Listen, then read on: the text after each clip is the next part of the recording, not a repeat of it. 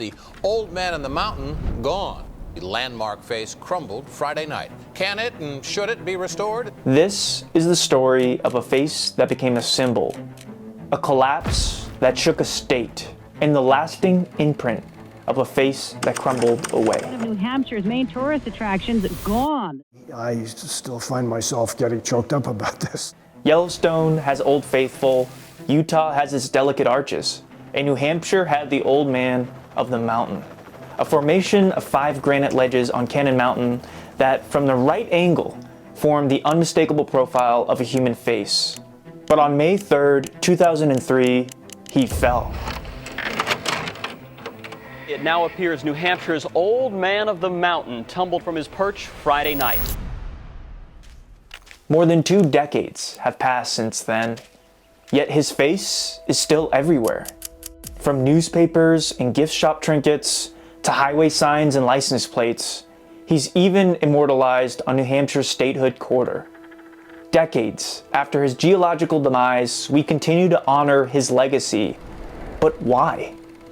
To answer that question, we've come to the cliffside he once called home, to tell his story and to understand how the old man came into the world and how he left it.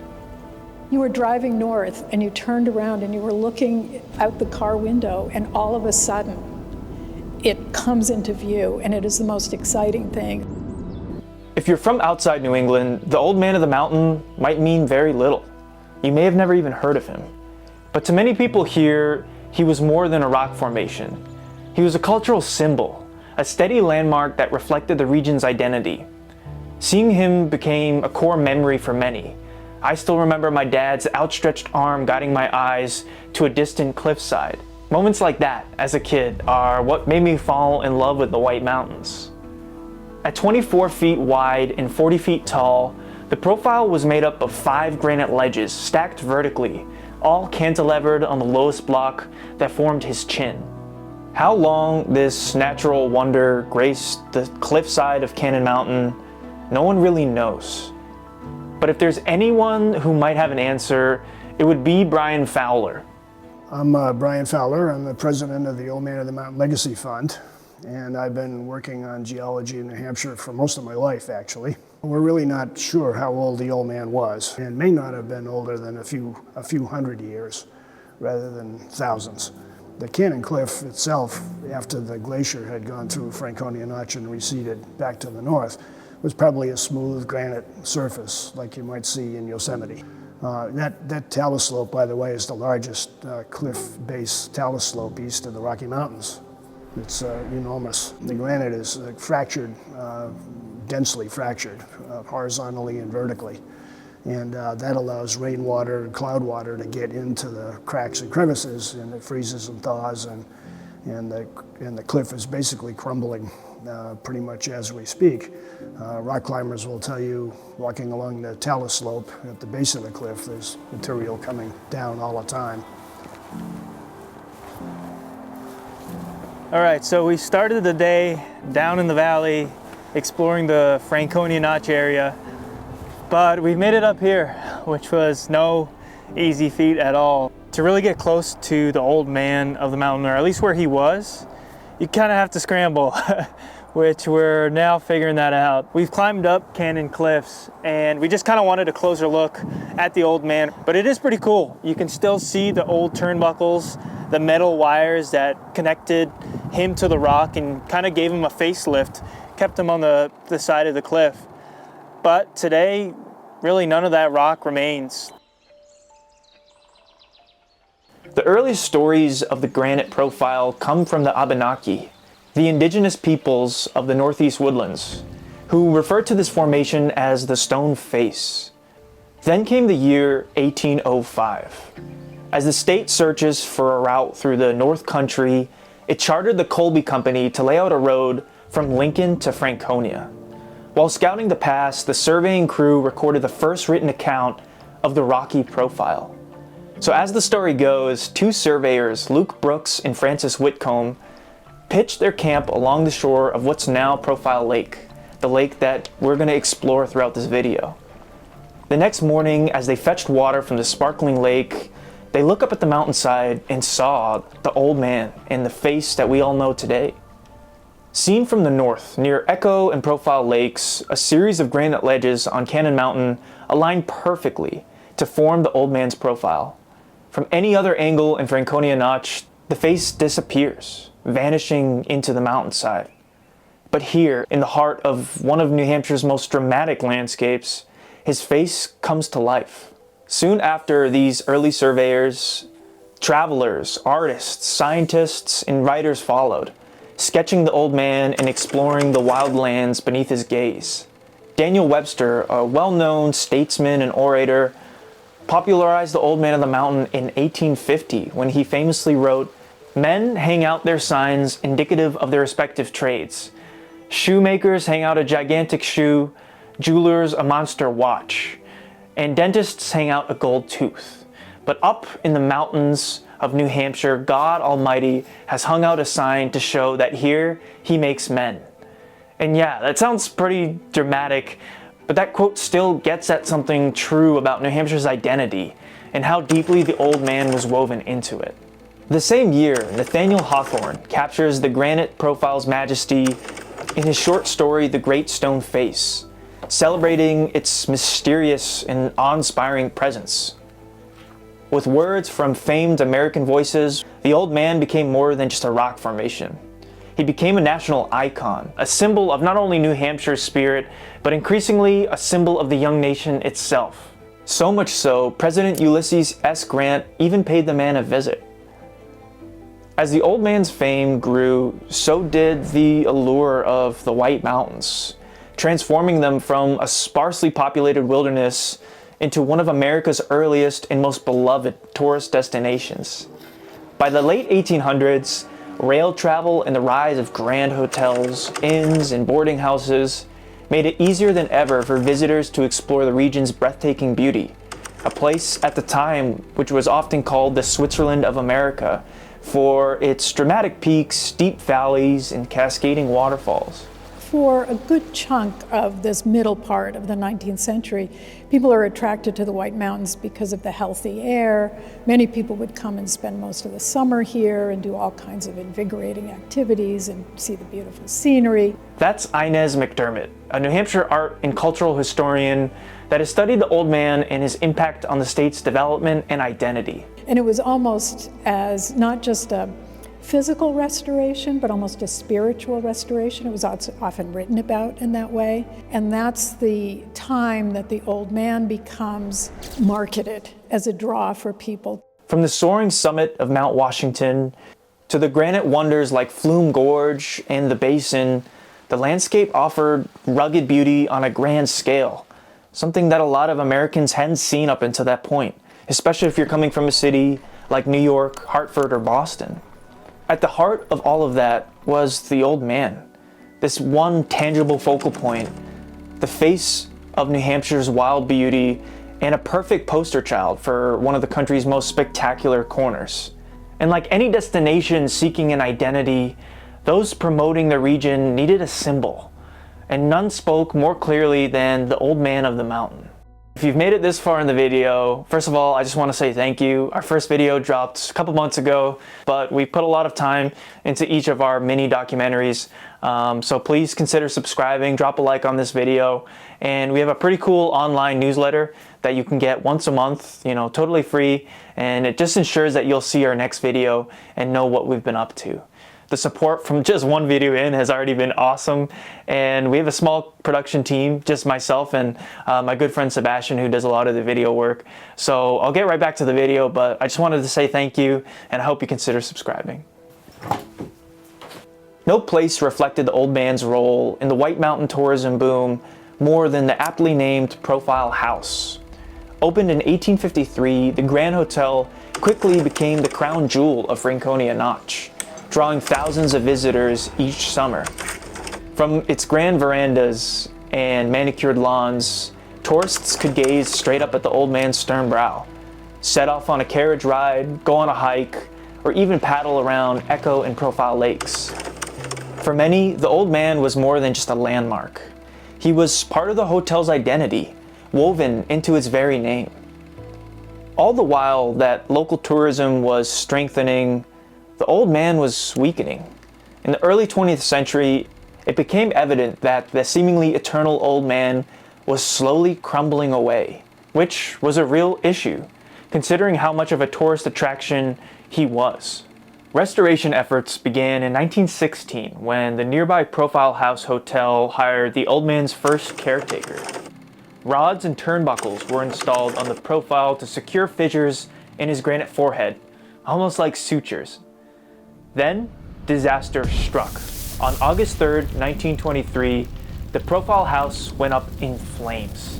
Within hours, it was nothing but smoldering ashes and blackened chimneys. But the fire was only the beginning. Unable to rebuild, the owners put the property up for sale. Overnight, thousands of acres of pristine land in the Notch, including the old man himself, were on the market. What happened next was almost inevitable. Lumber companies rushed in, eager to harvest the vast stands of timber. And for a moment, the total destruction of the forest seemed imminent. But when word spread that Franconia Notch might be logged, public outcry erupted almost overnight. Newspapers sounded the alarm, hiking clubs mobilized, and conservationists launched one of New England's earliest grassroots conservation campaigns. Their rallying cry was simple: save the Notch before it was too late. And at the center of it all stood, yet again, the old man of the mountain. His granite profile became the face of a campaign, appearing on posters, pamphlets, and fundraising appeals.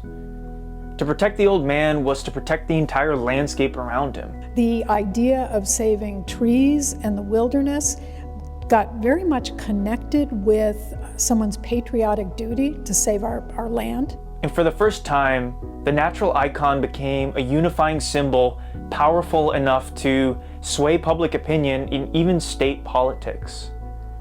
See, as the campaign grew, three groups took the lead. One, the Society for Protection of New Hampshire Forests. Two, the New Hampshire Federation of Women's Clubs. And three, the Appalachian Mountain Club. Their Save the Notch movement spread statewide and drew donations from thousands, from wealthy summer visitors to school children emptying coin jars.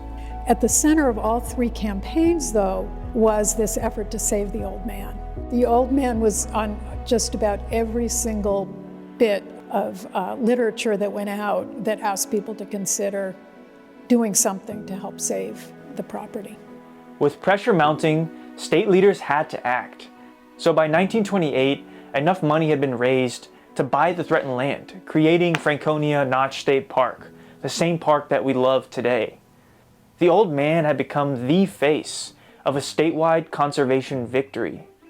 So the landscape around him was now at least secured, but the old man himself wasn't. See, in the decades that followed, the fight to keep the old man standing only grew more deliberate. What began as emergency fixes slowly evolved into a long-term statewide effort to hold the profile together. In 1957, the New Hampshire legislature allocated $25,000 to repair the old man, and again in 1958, more turnbuckles were added along with a water diversion ditch to protect his brow. You see there's rocks over here that are attached with cables. They're not part of the profile. You can't see them from the road, but they posed a possible threat to the old man when the work was done, so they hooked them onto the mountain so they wouldn't slide off and possibly hit the profile of the old man. Beginning in 1960, Niels Nielsen, a bridge superintendent for the state of New Hampshire, began his 30-year shift as the old man's caretaker. Dangling over the old man's brow and above a 1,000-foot drop, Nielsen pulled weeds, strain tested the turnbuckles, and fought to keep the granite giant intact. For decades, Niels and his son David and a team of volunteers inspected the profile, applied sealant to the cracks, and even removed moss and lichen. But they were fighting the inevitable. No amount of facelifting could compete with nature's intentions. Sometime on the night of May 2nd, 2003, the old man of the mountain collapsed.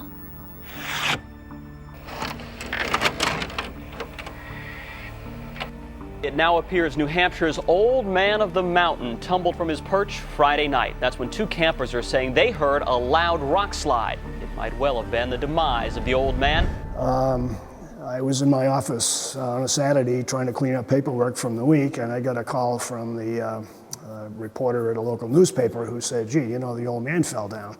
And I thought, oh, sure, you know, this is the usual, you know, prankster on the phone. And oh, no, it did. It fell down this morning, and yada, yada, yada. I said, well, let me make a few phone calls. I'll get back to you. And very quickly thereafter, the phone rang again, and it was a fellow who was then the state geologist of New Hampshire who confirmed the thing had happened and said, we got to get up there. By the time I got there, the TV trucks were parked on both sides of the interstate, and the cars, the traffic jam in the notch was extraordinary. There were thousands of people there by the late morning. There was a helicopter there, and 2 or 3 of us got to get up there and have a look at what was left, and it was clearly all gone.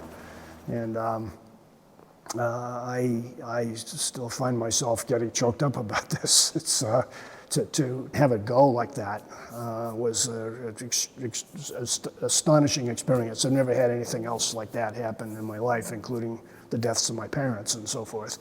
The outpouring of public reaction was extraordinary. Accumulations every day of flowers and votive candles and cards and expressions of loss, I would say. People are really sad. It's like you lost a family member. It's a symbol. It's on everything. It stands for the freedom that we all know and love. It stands for live free or die, our famous motto. A symbol that had come to represent the character of an entire state, now gone. His rugged countenance was emblematic of New Hampshire's terrain and weatherproof residence. There was nothing more New Hampshire than the old man himself. Throughout the day, questions about possible reconstruction floated through the mountain air. But how could anyone rebuild something that was never built by human hands to begin with? It didn't take long for the Granite State to assemble the Old Man Restoration Task Force. Created by Governor Craig Benson, the group was charged with finding a way to honor what had been lost. State officials received hundreds of proposals. Some entrepreneurs and engineers argued in favor of rebuilding the granite giant, which to me is just such an insane idea. People start saying, well, we're going to rebuild it, and what's it going to look like? And I kind of rolled my eyes about that. But others insisted the old man was right where he belonged. If nature had brought him into this world, it should have the last word in taking him out of it. After months of debate, the task force made its decision. No attempt would be made to rebuild. Instead, the old man would live on through memory in a new memorial. The Old Man of the Mountain Legacy Fund grew out of that initial task force and was charged with creating a permanent tribute. By 2011, it had raised $250,000 to construct Profile Plaza. And if you go there today, that's the plaza you'll see down by Profile Lake. People go to find their footprints, and when they find them, they stand on them and look up at the profilers. And in that moment of connection is what we were trying to recreate, and we think we have. At its center stands a series of steel profilers. Line them up in just the right spot, the edges align with the cliff, recreating the old man's profile. The plaza also features interpretive panels that tell the old man's story, like his geology, his cultural significance, and the generations of preservationists who tried to keep him whole. In the years that followed the old man's collapse, annual visitation plummeted, but today it's slowly climbing back up. There's a renewed interest in the old man, a connection that's hard to fully grasp, but a legacy that very much remains intact. His lingering spirit urges us to connect, appreciate, and protect our natural landscapes. Right now, we face no shortage of threats to our public lands, from encroaching development and habitat fragmentation to biodiversity loss and a shifting climate. To protect these places, we must first connect with them, the same way that generations connected with the old man. To stand in the mountains and feel a quiet responsibility to protect them, that's the kind of outlook we've got to embrace. Just as New Hampshire rallied in the grief of the old man, we've got to do the same now, in defense of the wild places and wild faces that still look back at us. From the WRKO News Center, here's what's happening. One of New Hampshire's main tourist attractions gone. The landmark face crumbled Friday night. Can it and should it be restored? Personal connections to the old man sound superficial, but underneath the connections, there's this legacy that we keep searching for.